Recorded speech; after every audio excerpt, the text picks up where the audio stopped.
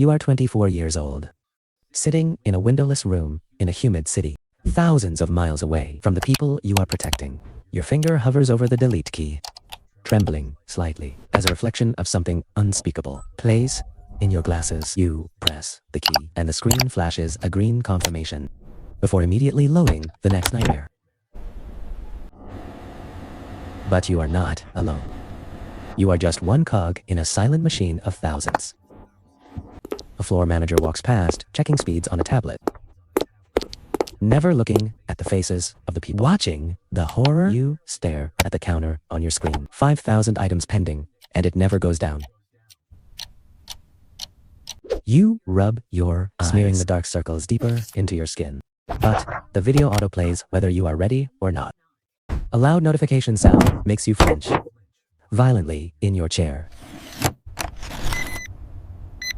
The screen flashes a warning. Accuracy check failed. One more mistake, and you are out. You take a deep breath, stare into the black webcam lens, and prepare for the next horror. But your story didn't start here. It started 18 months ago when the sun was still bright, and you walked toward this glass holding tower. The lobby was sleek, smelling of expensive coffee and success, with a digital directory listing global tech giants. A recruiter smiled at you across a glass table, talking about community safety and keeping the internet clean. You nodded enthusiastically, imagining yourself as a digital hero, protecting families from bad guys. Then, the recruiter slid a thick stack of papers across the table, labeled Non-Disclosure Agreement. You signed it quickly, your eyes fixed only on the salary figure at the bottom of the page. Training began in a bright classroom, with other fresh hires who looked just as young and neat as you. A trainer pointed to a whiteboard, listing categories like hate speech, violence, and self-harm in colorful markers. They showed you slides with cartoon drawings of what is allowed and what is banned, making it look like a game. You took notes diligently, feeling professional, ready to apply these rules to the real world. You even smiled at your neighbor, a guy in a hoodie who looked just as fresh-faced and ready as you. But later that day, the trainer led your group out of the nice lobby and into a service elevator going down.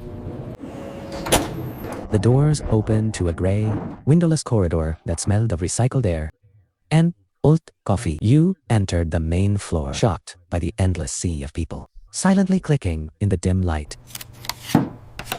You arrived at your desk and placed a small potted plant next to the dusty monitor, trying to make it nice. You put on the heavy noise-canceling headphones, blocking out the hum of the cooling fans. The screen lit up with your first ticket. A reported comment on a news article. You read the text, saw it was just spam, and clicked delete with a sense of satisfaction. The next few tickets were simple insults. Nothing scary. You clicked through them rhythmically. The floor manager walked by and gave you a thumbs up as he checked your speed on his tablet. Ha ha ha. At lunch, you ate a sandwich with your neighbor, laughing about a weird cat video you had to moderate. But when you returned to your desk, a graphic image suddenly popped up, catching you off guard.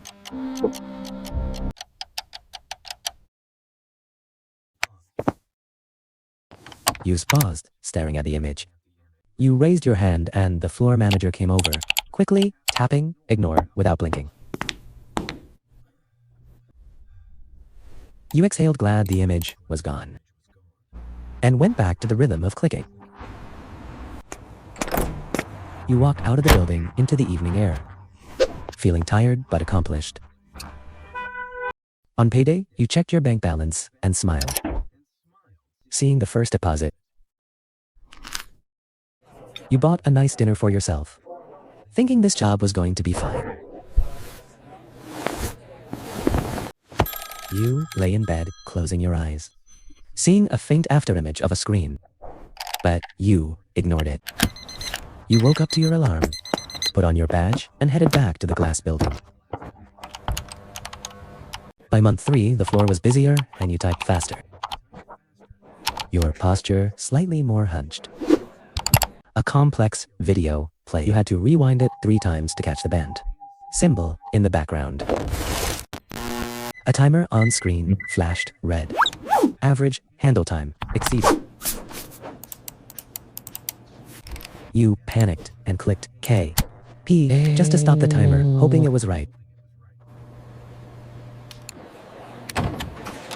You noticed the quality assurance auditor in the glass booth pointing at a screen that looked like yours.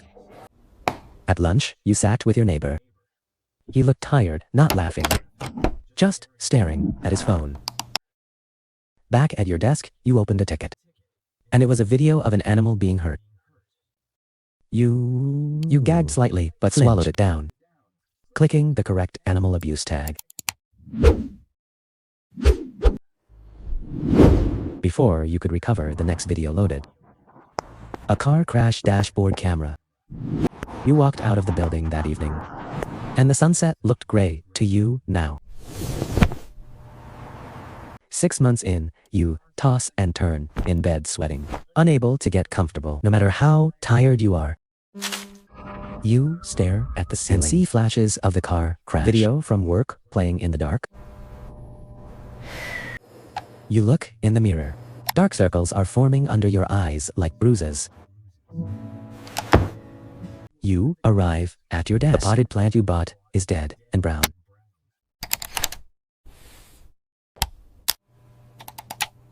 You don't put on headphones anymore. You just stare and click, stare and click. The manager announces a new policy. Accuracy target raised to 98%. Speed target lowered to 40 seconds. You calculate quickly. That means you have less than a second to think. Per video.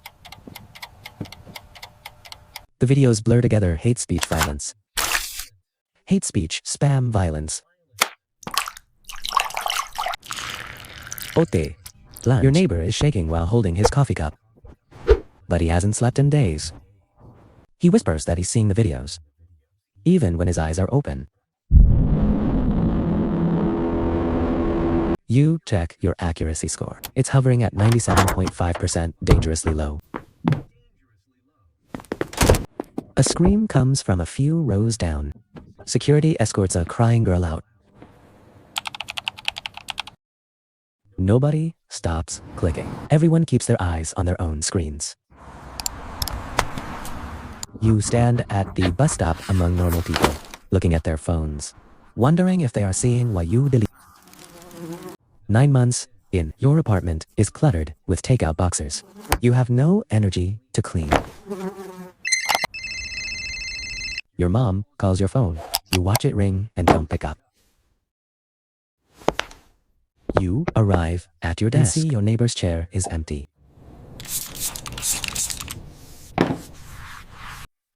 A janitor is already wiping down his keyboard with disinfectant. A new kid sits down in the chair, looking nervous and fresh, just like you used to. You don't introduce yourself. You just put your headphones on. You sit in the mandatory wellness room, which is just a closet with a beanbag chair. A poster on the wall says, "Breathe, relax." You are making the world safer. You try to close your eyes, but immediately snap them open, afraid of the images waiting behind your eyelids. Back at the desk, a video of a live crime loads. It's the worst thing you've seen yet. You watch the whole thing without blinking, your face completely emotionless. You click escalate to law enforcement and take a sip of lukewarm coffee. The next video is a cat playing piano. The contrast makes you feel dizzy. You walk home in the rain, not bothering to open your umbrella. You sit in the dark room, scrolling on your own phone, unable to stop. The feed. You see a video on your feed that you remember moderating. Last week, it slipped through. 12 months in the room feels smaller. The ceiling, lower the air, thicker. Your hands move on their own. Recognize pattern, click next. Recognize, click next. You stare at a video of a political speech. Your brain foggy and slow. You accidentally click hate speech instead of political satire due to exhaustion. You try to undo it, but the system locks the decision. It's gone. A minute later, the floor manager stops at your desk. Tapping the tablet aggressively. He doesn't speak, just points to your accuracy score dropping to 96%. At lunch, you sit alone. The new kid tries to talk to you, but you can't hear him over the ringing in your ears. Back at the desk, your eyelids feel like lead weights. The screen brightness hurts physically. You nod off for a split second, your head dipping toward the keyboard. A loud beep from the software wicks.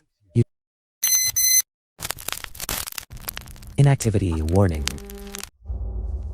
The faces in the videos start to look like people. You know? You see your own mother's face in a grainy, pixelated video. But it's just a stranger. You rub your eyes violently, trying to clear the image. Heart pounding. In the locker room, you struggle to button your coat. Your hands are trembling uncontrollably. The news shows a censored clip of something viral. You know exactly what the uncensored version looks like. That night, you wake up, screaming, clutching the sheets.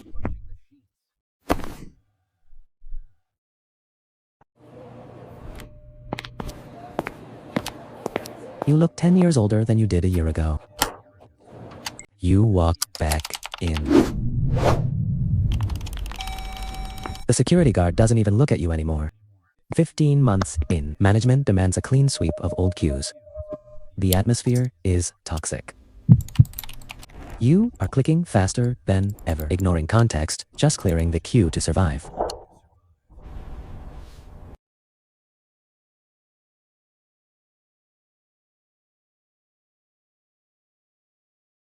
You eat a snack while tagging the video, completely disconnected from the human suffering on screen. You realize this is the moment. You have lost your ability to feel empathy. That afternoon, you are called into a glass room by your lead and the auditor. The auditor slides a paper across the table, showing 3 errors from last week. You try to explain the context, but your voice sounds hollow and weak in the soundproof room. Your lead shakes his head. The client requires 98%, you are at 97.2. They give you a final performance improvement plan. Sign it or leave right now. You sign it, you need the money, you go back to the desk. An hour later, the software glitches, repeating the same 3 seconds of a screaming face on loop. You can't mute it, the sound drills into your skull.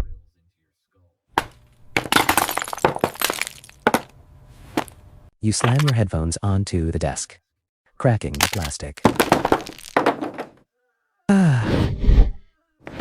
The whole floor stops and looks at you. For a second, there is silence. You slowly pick the headphones back up, tape them, and put them on. On the weekend, you sit on a park bench watching children play. You don't see play, you see potential accidents. Potential kidnappers, potential danger. Everywhere. A stranger smiles at you, you wonder. What sick things they hide on their hard drive. You lie in bed, fully clothed, staring at the blank TV screen. 18 months in. You look at the queue, 10,000 items pending.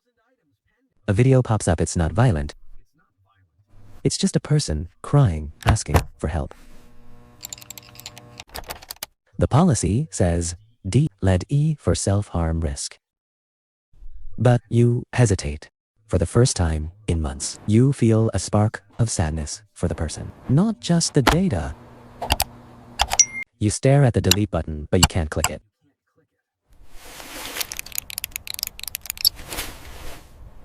The timer ticks down. 5, 4, 3. The timer hits 0.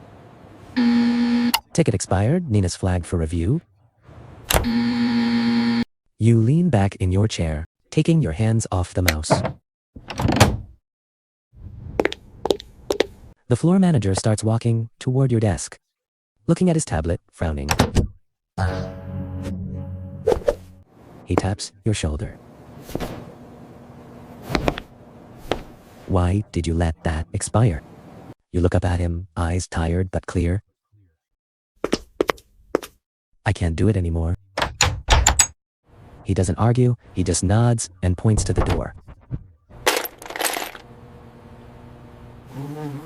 You hand over your badge. The guard drops it in a plastic bin, full of other badges. You take the elevator up, alone. The silence is deafening.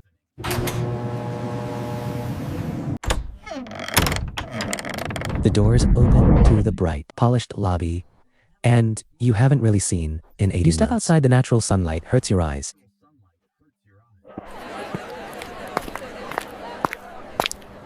People rush past you looking at their phones, laughing at memes, completely oblivious. You realize you were the garbage man for their digital reality, and they will never know. You try to look at it, but you start scanning it for policy violations. Automatically. You see your reflection in a shop window. You look like a ghost. Days later, you sit in your room with the computer unplugged.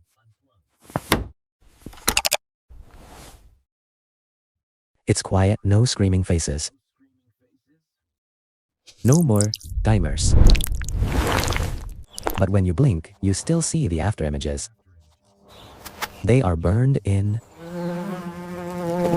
You watch people scrolling on a bench. You know what they aren't seeing. You know, the machine is still running, churning, eating people to keep the feed clean.